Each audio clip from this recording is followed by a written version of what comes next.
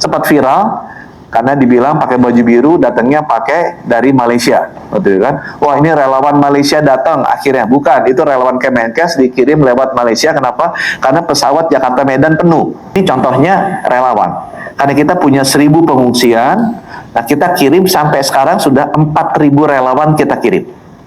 Dan mereka memang prioritasnya adalah untuk menjangkau daerah-daerah pengungsian atau desa-desa terisolir. Maksudnya terisolir apa? Puskesmasnya mungkin ada, cuma karena banjir sehingga jalannya nggak bisa, mesti pakai sling. Ya, teman-teman suka lihat kan, pakai rakit, itu segala macam. Dan itu kita kirim relawan-relawan. Ini sebarannya nih ke kabupaten kota, jenis-jenis relawan-relawannya. Ini yang relawannya Kemenkes, kita sudah kirim batch pertama sekitar 400-an, itu minggu ketiga Desember, minggu keempat, sempat viral, karena dibilang pakai baju biru, datangnya pakai dari Malaysia, betul kan? Wah, ini relawan Malaysia datang, akhirnya bukan, itu relawan Kemenkes dikirim lewat Malaysia. Kenapa? Karena pesawat Jakarta Medan penuh. Gitu kan, dan harganya jadi mahal. Teman-teman wartawan juga pasti pernah merasakan. Akhirnya kita belokin dulu relawan kita, berangkatnya ke Kuala Lumpur masuk ke Medan atau masuk ke Aceh, karena bisa jauh lebih ada opsinya dan bisa lebih murah. Jadi akhirnya kita lakukan seperti itu. Ya, itu sempat viral pakai baju biru. Ya. Nah, ya, ini contoh-contohnya. Jadi kita mengkoordinasikan, karena relawan ini kan datang.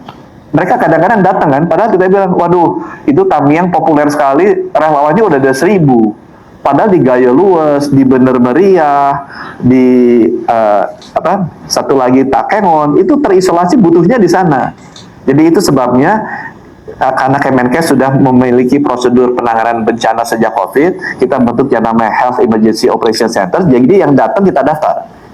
Itu 4.000 yang daftar, yang nggak daftar masih ada lagi 1.000 langsung terbang masuk gitu ya. Kita nggak larang, tapi alangkah baiknya kalau kita bisa daftar. Jadi dia datang dari mana aja tuh teman-teman bisa lihat kan, ada fakultas kedokteran, ada rumah sakit, ada organisasi profesi, ada juga MSF, itu bahasa Prancisnya Doctor Without Borders gitu ya, ada Poltekkes, macam-macam lah. Itu sudah kita atur supaya bisa datang, dan ada tanggal masuk, tanggal keluar, supaya kita bisa tahu kapan mesti kita isi lagi, karena harusnya ini kontinuitas ini terjaga ya.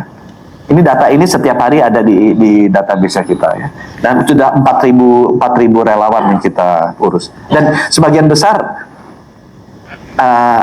ini partisipasi masyarakat ya. Jadi orang Indonesia kan rasa sosialnya tinggi, jadi kita rangkul. Nah, ini contohnya. Jadi saya juga bilang, yang masuk itu relawan kita ajari. Relawannya harus yang tangguh, karena para relawan ini kita kirimnya bukannya kota, kita kirimnya ke daerah terisolasi. Jadi harus memiliki semangat adventurir sedikit lah. Karena itu dia harus nyebrang sling, nyebrang tali, jalannya susah gitu ya. Dia harus mentalnya juga harus kuat, karena dia ke sana justru harus merehabilitasi, membantu memperkuat mentalnya anak-anak juga gitu ya. Dan kalau mesti bagus communication skill-nya, kalau ada yang sakit mesti bisa cepat lobby ke BNPB atau Basarnas untuk rujuk, naik helikopter dan lain sebagainya. Itu tugas-tugasnya relawan-relawan kita.